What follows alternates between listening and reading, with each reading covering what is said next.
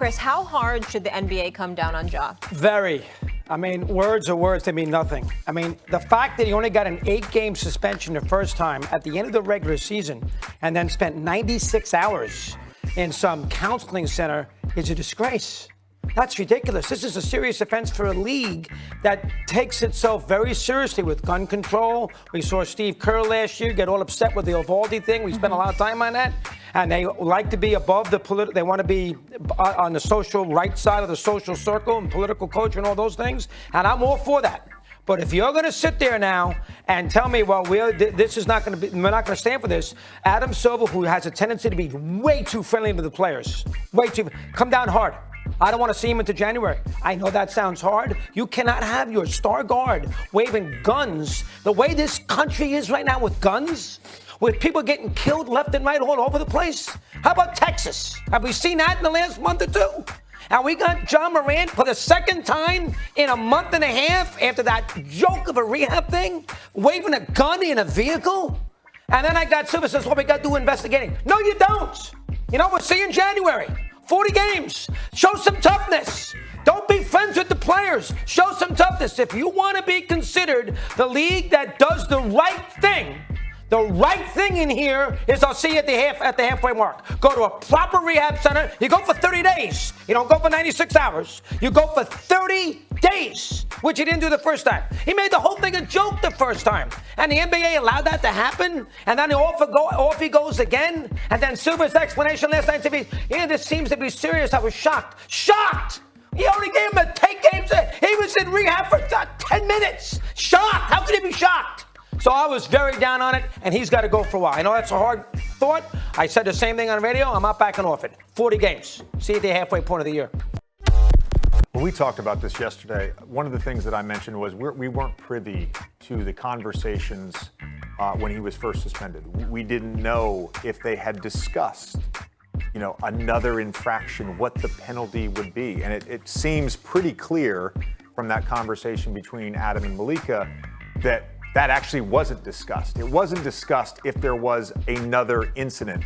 And I'll say this again, in both these gun-waving incidents on IG Live, there has been no law that's been broken, as far as we know. Colorado police investigated, no law was broken.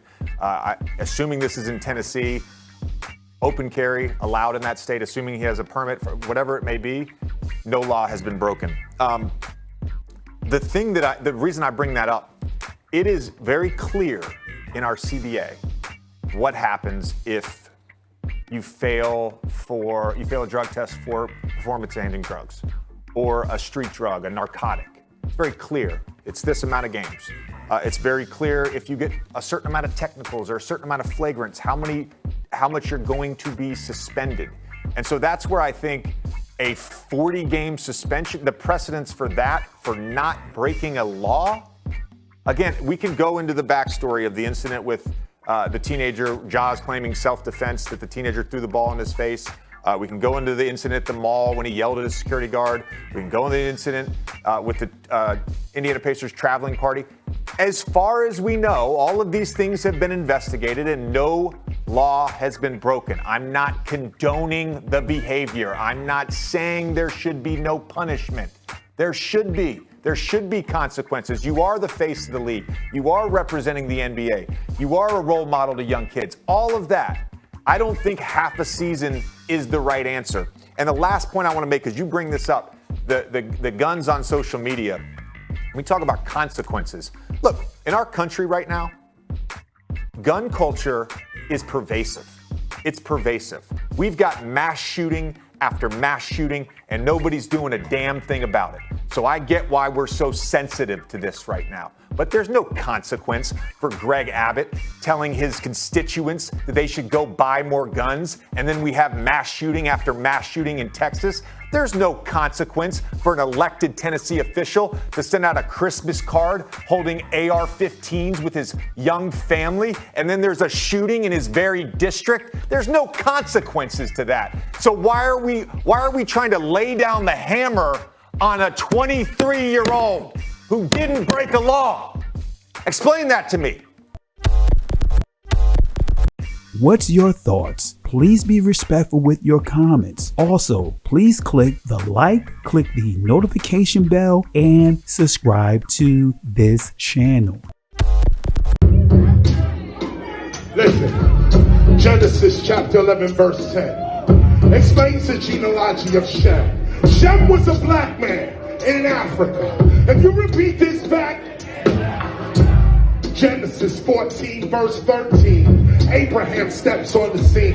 Being a descendant of Shem, which is a fact, means Abraham too was Abraham, born in the city of a black man, called Nimrod, grandson of Ham. Ham had 4 sons. One was named Canaan. Here, let me do some explaining. Abraham,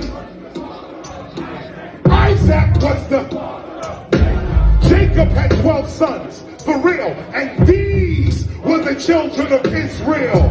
According to Genesis chapter 10, these were the children of Israel. According to Genesis chapter 10, these were the children of Israel. According to Genesis chapter 10.